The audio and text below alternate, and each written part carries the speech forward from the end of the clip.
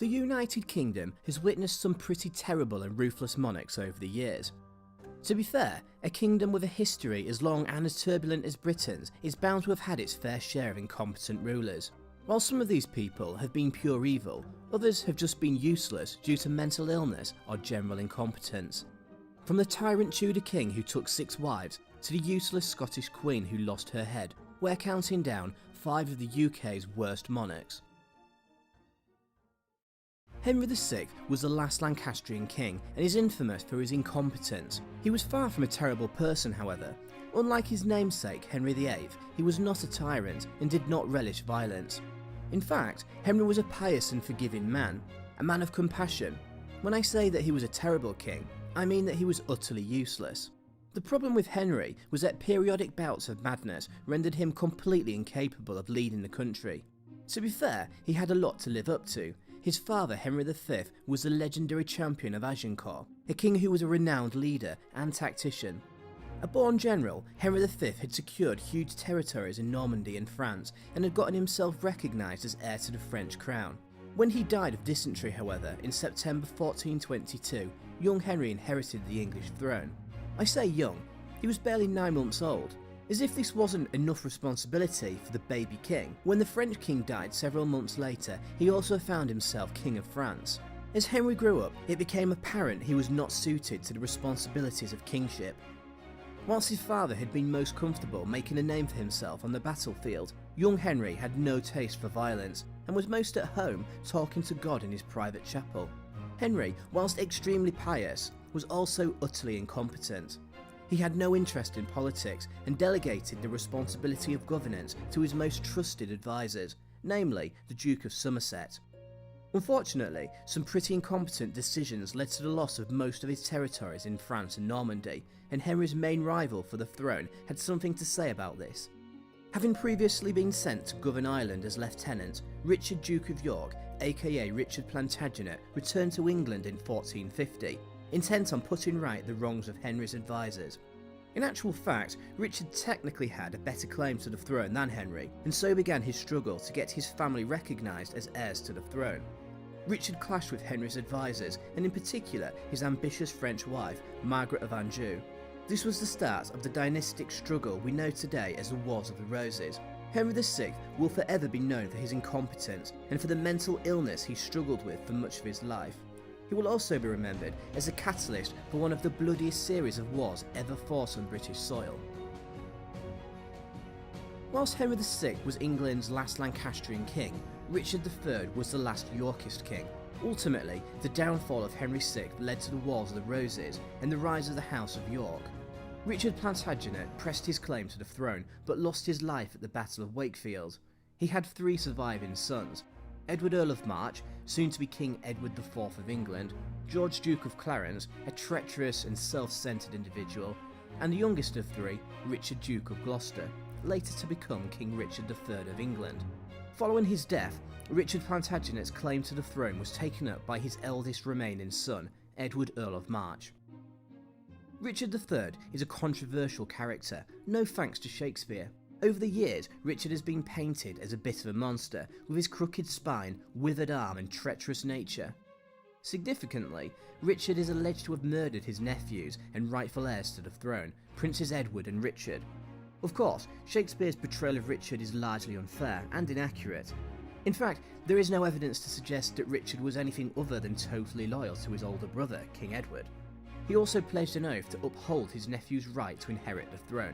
That said, following the death of King Edward in 1483, Richard appears to have gone back on his word. Whilst on his deathbed, Edward mobilised his most trusted lords and advisors and established a council to lead the country until his young son Edward came of age. Within weeks of the king's death, however, Richard staged a coup and had himself named as protector of the king. Furthermore, prior to young Edward being crowned, Richard had him and his younger brother declared illegitimate and seized the throne for himself.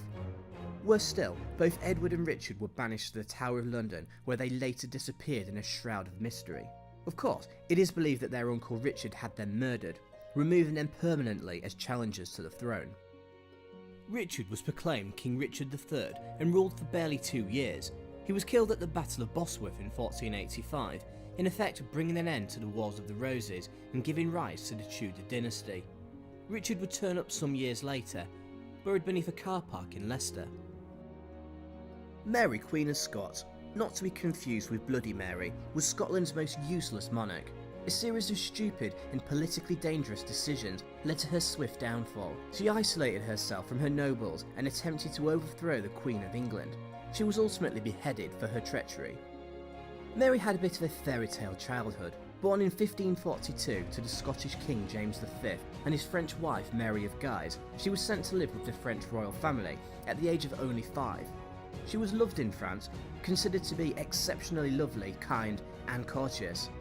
Having been betrothed to the French heir to the throne Francis, she later found herself Queen of both Scotland and France. When Francis died, however, Mary took the decision to return to Scotland. Here, she found herself in a difficult situation. While she had been raised as a Catholic, Scotland was officially a Protestant country. This did not faze Mary, however, as she encouraged a policy of non-discrimination. Things, however, were about to take a turn for the worst. Mary was all too aware that she must marry and provide an heir. In 1565, she married her first cousin, Henry Stuart, Lord Darnley. But Darnley was a horrid man, weak and selfish. Understandably, their marriage broke down and Mary became close to her advisor, David Rizzio. In March 1566, when Mary was 6 months pregnant, Darnley broke into her supper room with a posse of nobles and stabbed Rizzio to death. They claimed that he and Mary were having an affair, and Rizzio was using this to gain influence in court. Mary believed that Darnley wished to kill her and her unborn son and claim the throne for himself. It was then mightily suspicious when 3 months later Darnley was found dead following an explosion at a house where he had been staying. His body was found outside, however, giving rise to speculation that he had escaped from the blast but had been murdered. The chief suspect was James Hepburn, Earl of Bothwell. Here, Mary made a catastrophic mistake in marrying the Earl, barely 3 months after the death of Darnley. In doing so, Mary turned Scotland's nobles against her and she was imprisoned at Loch Leven Castle. She was then forced to abdicate in favour of her son, who became King James VI of Scotland. Mary managed to escape her Protestant captors and raised an army. On the 13th of May 1568, she was defeated in battle and fled to England to seek refuge from her Protestant cousin Queen Elizabeth. This was a terrible mistake. The problem was that Mary had a strong claim to the English throne, arguably more so than Elizabeth.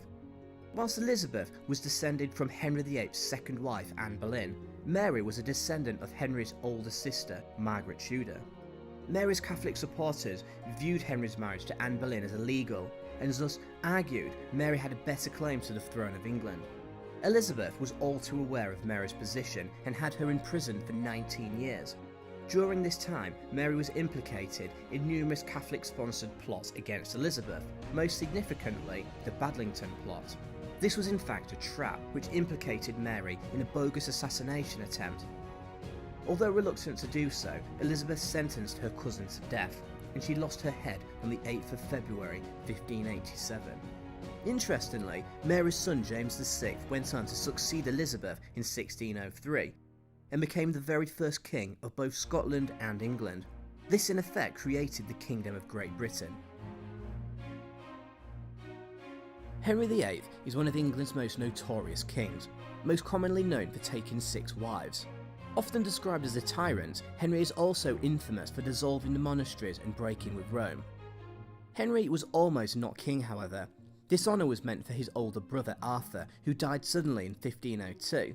As a second son of Henry VII and his wife Elizabeth of York, Henry VIII was obsessed with securing his own dynasty and sought to wipe out any resistance to his rule. To this end, the king was ruthless, having executed or imprisoned all those who had even the slightest claim to the throne. King Henry was obsessed with securing a male heir. After becoming frustrated with his first wife, Catherine of Aragon, he fell in love with the young and beautiful Anne Boleyn. When the Pope refused to annul his marriage, Henry set out on a path of destruction, dissolving 800 monasteries and forming the Protestant Church of England. As we know, Anne was arrested on charges of adultery and beheaded at the Tower of London. Henry took 4 more wives. Jane Seymour provided Henry with a son, but died in childbirth. He was so repulsed by his next wife Anne of Cleves that he divorced her almost instantly. The teenage Catherine Howard was beheaded for adultery, and his last wife, Catherine Parr, somehow managed to keep her head and outlived him. Particularly in his later years, Henry became fat, obsessive, paranoid, and narcissistic. You really didn't want to get on the wrong side of him. His most trusted advisor, Thomas Cromwell, was executed for nothing more than orchestrating his marriage to Anne of Cleves. When Henry wasn't having those around him executed, he was waging war against Scotland and France. He was a completely useless commander and practically brought England to its knees. Henry was a pretty terrible monarch. King John is probably considered England's most useless and evil king. Portrayed as the villain in Robin Hood, he certainly stands up to his evil reputation. John was the youngest and favourite son of Henry II and was born around Christmas time in 1166. As the youngest of 5 male children, John was never intended to wear the crown, and with all the lands and titles being handed out to his brothers, he gained the nickname Lackland. Whilst John was not unique amongst his brothers for being treacherous, he did cement his reputation when his brother Richard the Lionheart became king in 1189. With his other brothers dead, he attempted to usurp Richard when he was off on crusade. With a little help from Philip Augustus of France, he was nearly successful. When Richard died in 1199, John somehow found himself sitting on the English throne. His brother had, however, acknowledged their nephew Arthur as heir to the throne several years earlier. Arthur did in fact have a better claim, but this was no issue for John, he just had him killed. As well as being treacherous, John was also immensely cruel, and chivalry meant absolutely nothing to him. Where others would capture their enemies as opposed to killing them, John would just do the latter. He was universally hated by everybody. He was a bastard. He pissed off his barons by sleeping with their wives and suppressing their baronial rights. He even fell out with the King of France and lost the entirety of Normandy as a consequence. A monumental blunder.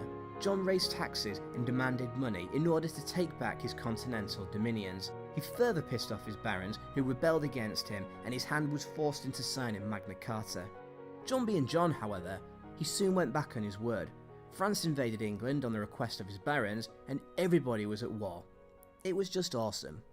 In fact, the only good thing John ever did was dying. In 1216, his son Henry III took to the throne at the ripe old age of 9. To think of it, he turned out to be pretty useless as well.